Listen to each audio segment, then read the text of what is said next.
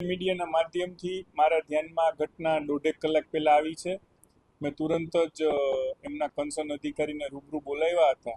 એમનું કહેવાનું એમ હતું કે એકાદ દિવસ દોઢ દિવસ પહેલા ત્યાં નળની લાઈન લીકેજ હતી, એટલે ચરેડો બુયરો તો કાચો છે, એના ઉપર બીજું કંઈ કર્યું નહોતું, માટે આ ઘટના ઘટી છે. પરંતુ જે કામ જે રીતે થવું જોઈએ એ રીતે નથી થયું, એ વાસ્તવિકતા છે. માટે એમને જે કોઈ કન્સર્ન પાર્ટી છે જેમણે આ કામ કર્યું છે એમને નોટિસ આપીને પેનલ્ટી કરવા માટેનું જણાવી દીધું છે.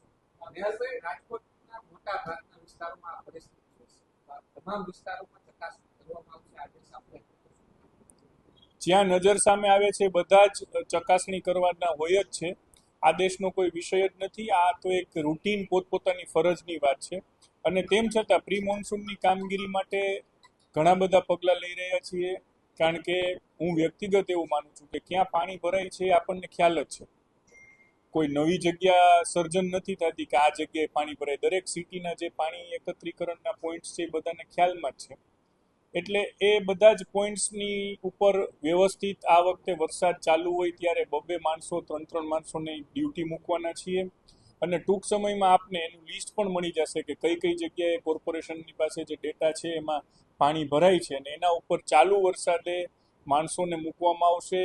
જે એન્જિનિયરની જવાબદારી છે ચાલુ વરસાદે રાઉન્ડ ધ ક્લોક એનું મોનિટરિંગ કરશે અને પદાધિકારીઓ પણ મોનિટરિંગ કરશે.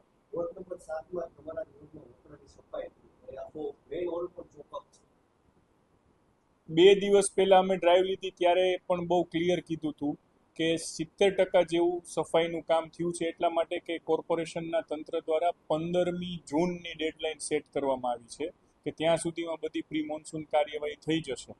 પરંતુ આ વખતે તો હવે શક્ય નથી, પણ આવતા વર્ષથી 20મી મેની ડેડલાઇન સેટ કરવાનો આદેશ પણ આપી દીધો છે.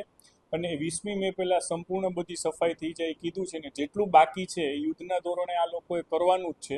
તમારા ધ્યાનમાં પણ જે વસ્તુ આવે અમારા ધ્યાન ઉપર મૂકજો, એટલે એ પણ થશે.